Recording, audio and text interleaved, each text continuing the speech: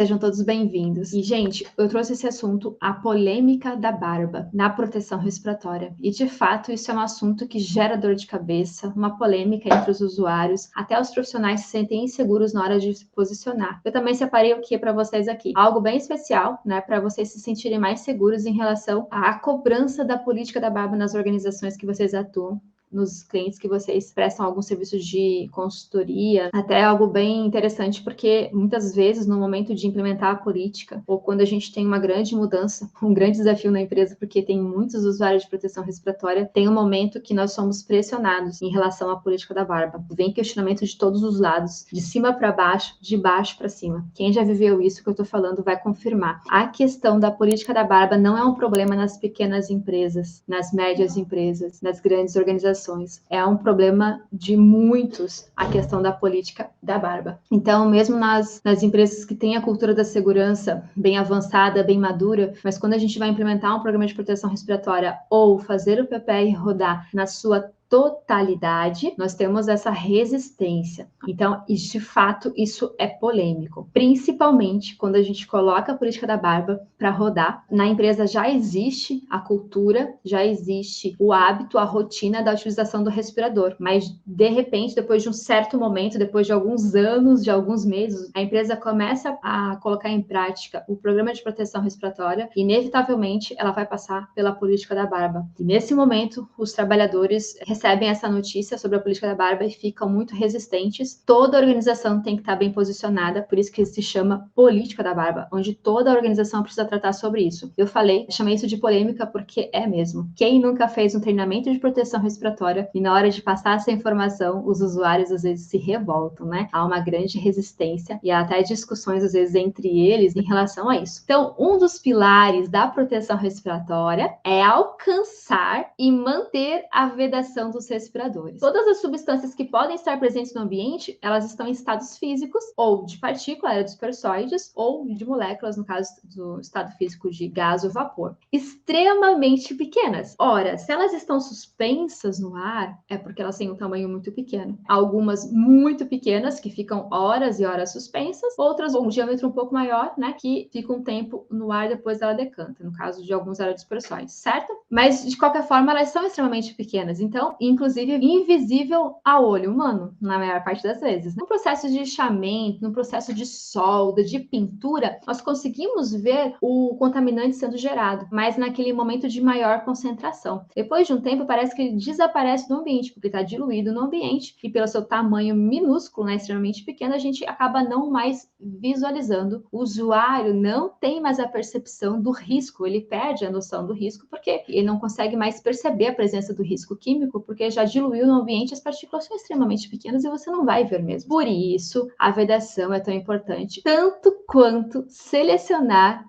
o filtro adequado para essas substâncias. Nós estamos falando aí de PFF2, que é obrigatório para atividade X, Y, Z, PFF3 para tais condições. O que a gente está falando de filtros PFF2, PFF3, PFF1, P1, P2 e P3 também? Nós estamos falando de eficiência de retenção de partículas. E aí você busca por isso, mas você perde na vedação. Então isso tem tudo a ver com a política da barba. Então, por que a política da barba ela é uma regra de ouro na proteção respiratória para equipamentos com vedação, tá, pessoal? Porque ela interfere na vedação e a vedação é um pilar da proteção respiratória. Então, a gente vai realmente levar isso com seriedade. Nos casos de uso obrigatório e também no caso de uso voluntário, o PPR também pede para que seja cumprido a política da barba.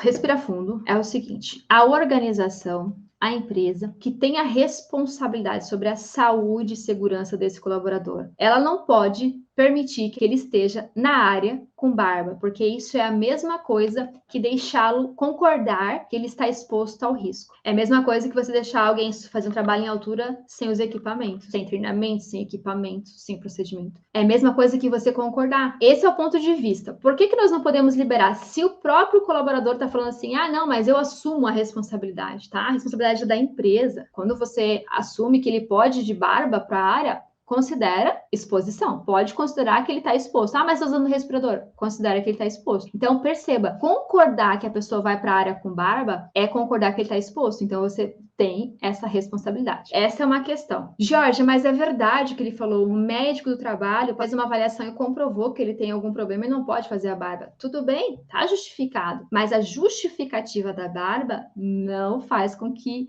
ele entre na área com a barba, entenderam? Então não importa se o Papa falar pra gente, olha, é verdade, o Geraldo, né, o Fernando, o Bruno tem um sério problema para fazer a barba.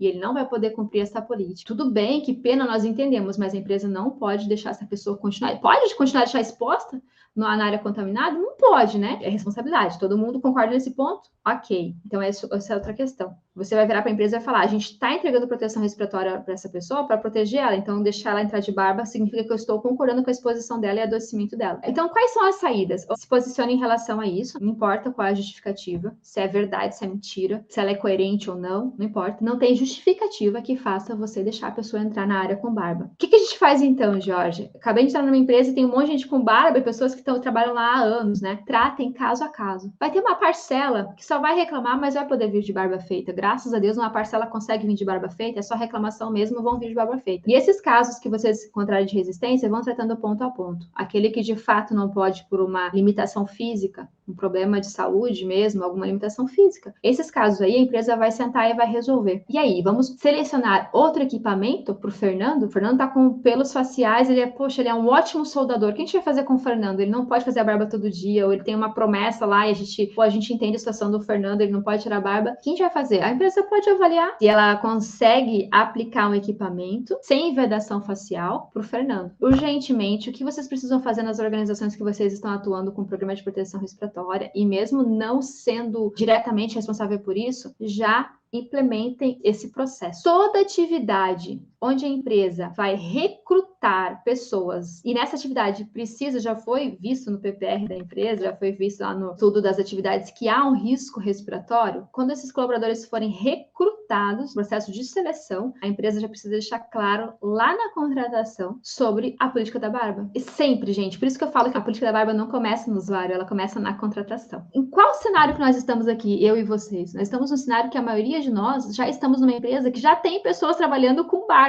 Nós vamos tratar esses casos. Enquanto a gente trata desses casos, reúna a equipe do RH, que faz a contratação desses colaboradores, coloca a importância que eu coloquei para vocês aqui, porque que é obrigatório, que não tem desculpa no mundo que deixe a pessoa entrar na área respirador com vedação e pelos sociais, e fala, ó, tá vendo essa política? Ou a gente não aplica proteção respiratória, eu tenho que cumprir ela. Então, na hora de contratar as pessoas, vocês precisam, para esse setor X, Y, Z, para esses setores aqui, ó, que a gente tá falando, tem o risco respiratório. Então, quando vocês forem contratar pessoas para essas áreas, essa questão da barba precisa ser avaliada junto aos candidatos. Então é isso, fiquem seguros, fiquem firmes, tentem mais rápido possível colocar este processo lá no setor de contratação. Antes de resolver o problema que você tem aqui, vai lá e fecha a torneira. E aí começa a trabalhar. Isso é a política da barba. E a política da barba tem que estar no PPR do cliente também, da sua organização. Escrita a política da barba. Só que ela não está só escrita, ela é cumprida. As pessoas sabem dela. Então, a RH sabe disso, o médico do trabalho sabe disso, os líderes sabem disso, as pessoas que monitoram, os profissionais do SESMIT, todo mundo está sabendo e todo mundo cobra.